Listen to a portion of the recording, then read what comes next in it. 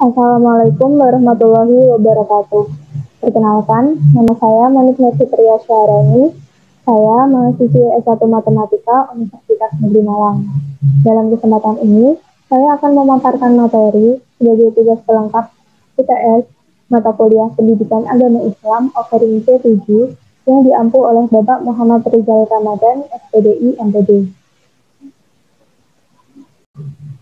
Baik, di sini saya akan menjelaskan materi bab 10 yang berjudul Politik dan Cinta Tanah Air dalam Perspektif Islam. Sebelum mempelajari materi, kita harus tahu kompetensi dasar apa saja yang harus dicapai mahasiswa setelah mempelajari bab ini. Yang pertama, mahasiswa harus dapat memahami teori politik dan cinta tanah air dalam Islam. Yang kedua, mahasiswa harus mampu menerapkannya dalam penyelesaian masalah sehari-hari.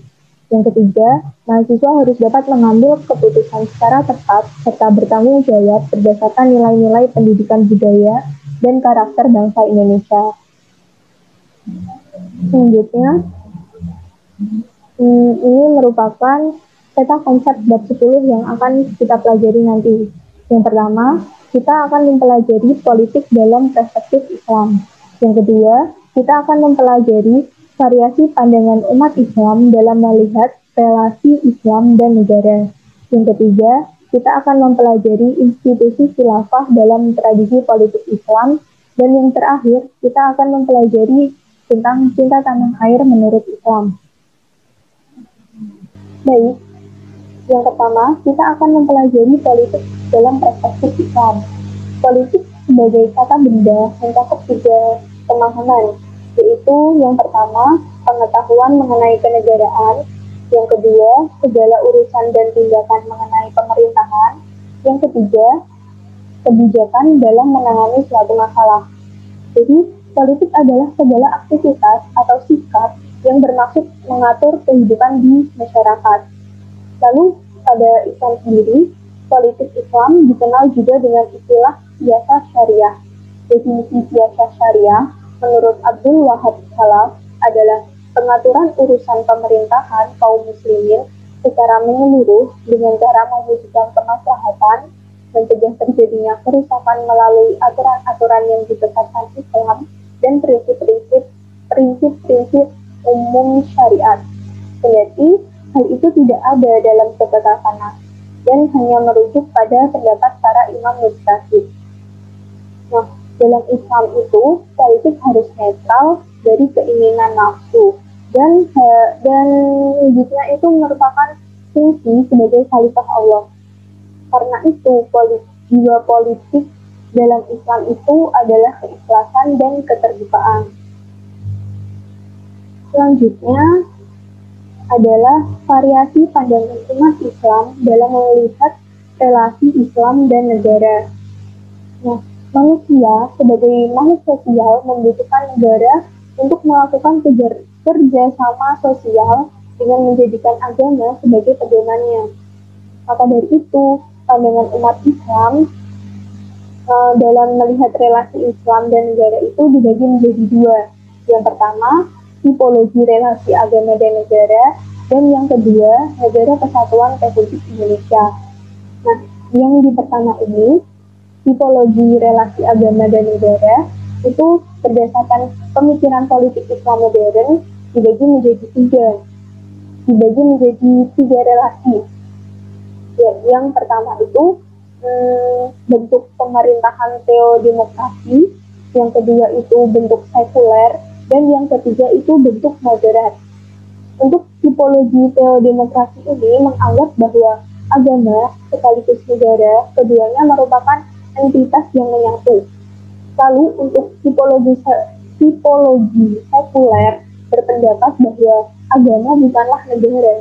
Lalu yang tipologi ketiga yaitu tipologi moderat ini berpendirian bahwa Islam tidak mengatur sistem ketatanegaraan, tetapi terdapat seperangkat tata nilai etika bagi kehidupan bernegara.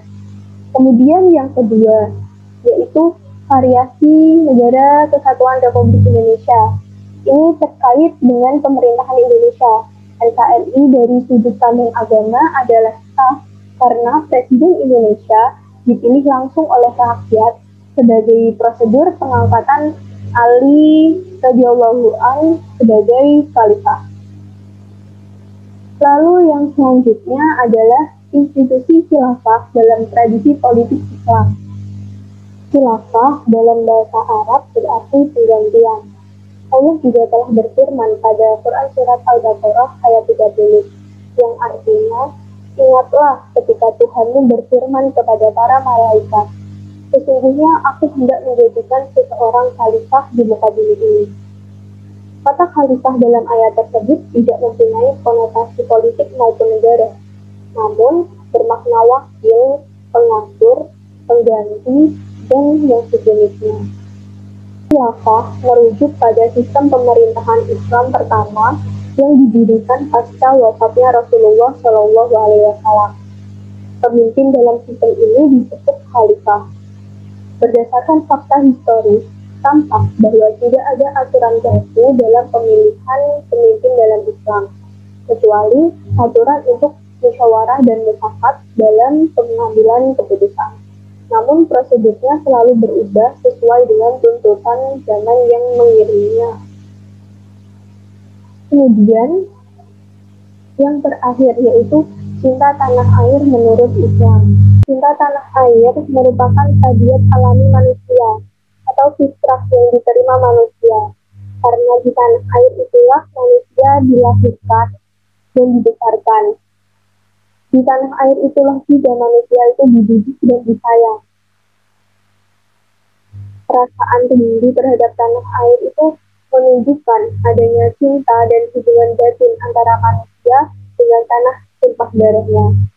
Cinta tanah air itu mewujudkan nasionalisme, sikap patriot, yang berarti sikap gagah berani, pantang menyerah dan rela berkorban bagi bangsa dan negaranya. Islam itu memandang bahwa mencintai tanah air adalah suatu tindakan yang baik.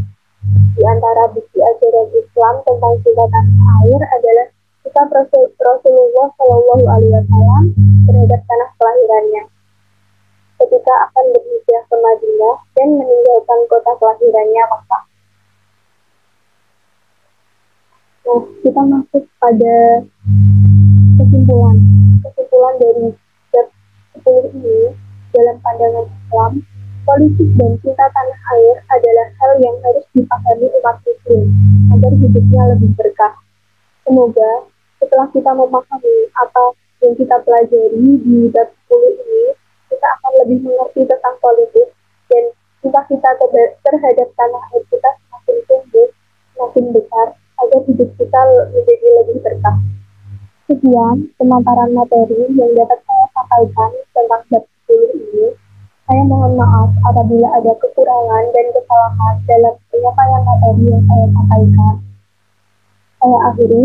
Wassalamualaikum warahmatullahi wabarakatuh.